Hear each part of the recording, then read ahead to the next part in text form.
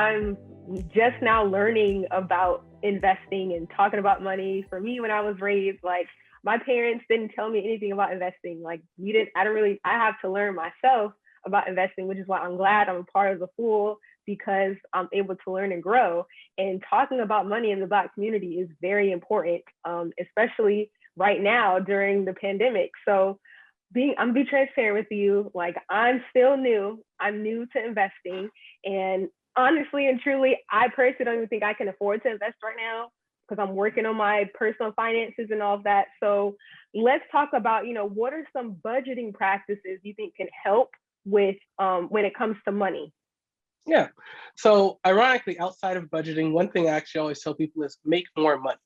Um, this can be as simple as asking for a raise or getting very intelligent about your own compensation and whether you should change jobs or not. But one big way I have built money, and we oftentimes, talk about a corporate job being bad or holding you back, but the truth is it has funded a lot of my ability to build wealth. I focused on my career and I was able to do that. But in addition, I have always had more than one job. I've always had a side hustle. I've always built something on the side. In addition to Wealth Noir, I actually have two other jobs that I work. So making more money, there's a lot of options out there, and people should feel comfortable using their tools and skills and what they have available to increase the income that they make. And some of the other stuff is things that you'll hear all the time from I think anyone who talks about personal finance.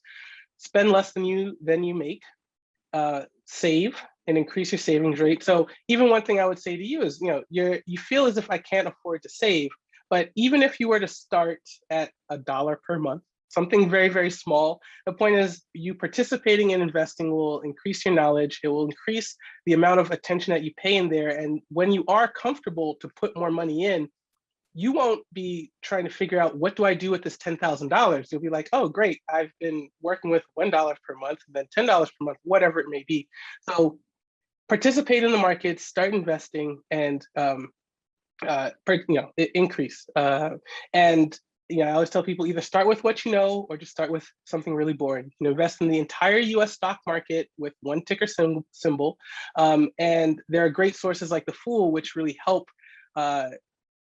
Give you the due diligence and some information about specific companies that you may not have considered or plays that you may not have thought about. Living below your means falls into that. So it's very, very easy to earn $500,000 and spend $550,000. Lifestyle creep is very consistent. It was something I worked on very, very much in my life.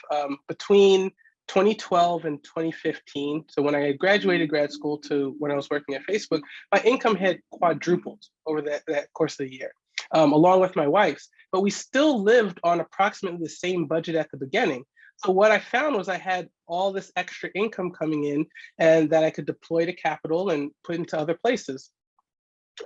One thing that I was able to do with that kind of capital and wealth was take some time off from working, and I actually moved to Spain for 2 years and was able to enjoy that. So understanding the amount of money coming in, understanding your expenses and managing that, and being smart about investing the difference really makes sense and really matters. And then some of the other stuff, which is hopefully everyone has heard about before, but having an emergency fund. The truth is, even when it comes to your investments, you don't want to be pulling from them because your car broke down or something along those lines. If there's a large downturn, you don't want to feel overtly nervous because you really live off or need that money. So having an emergency fund, 3 to 6 months, just in case there's a downturn, in case there's a health situation that shuts down everything, is really important. And then prioritizing high interest debt in particular. Credit cards, number one up there. Typically I say if the percentage you're paying on your debt is low, 3 to 4%, things like that, it may not be the most important thing to prioritize that as opposed to investing that money. But if you're paying 15, 20, 25, 30% on any type of debt, get rid of that, because that is a drag on your entire portfolio that needs to be made up somewhere. So now you're talking about more about wealth. And of course, we talk about wealth and income. So what are some ways to improve like your income and, improve that top line? Yeah. So there's like three buckets, three areas that I think about, that I think everyone should think about when they think about the money coming in, and right, and how to pour into your tub, how to build that bucket. First, you have work and your salary. Second, you have side hustles, and these both fall into active income. You work, you make money. If you stop doing them, you don't make them. And then lastly, you have passive income, and this goes back to that money making. It's money making money for its own self. When it starts with the active salary income at work, understand how to negotiate a salary. Like that's something they don't teach you in school and will make you a lot of money over time. Understand your worth, right? Understand that if a job is giving you an offer, is it above market salary? Is it below market salary? Should you be asking for twice as much? Should you be asking for 10% more? And one core thing, anytime you get a job offer, ask for more money. The worst they will say is no. Typically, no one's going to be so offended that they're going to retract their job offer. But understanding your salary is one of the biggest sources of income, and maintaining and managing that, up-leveling your skills, moving into industries that pay you well is super important. The second one, part of active income, is side hustles. So again, I've been well compensated, and people are always shocked that I still work on the side.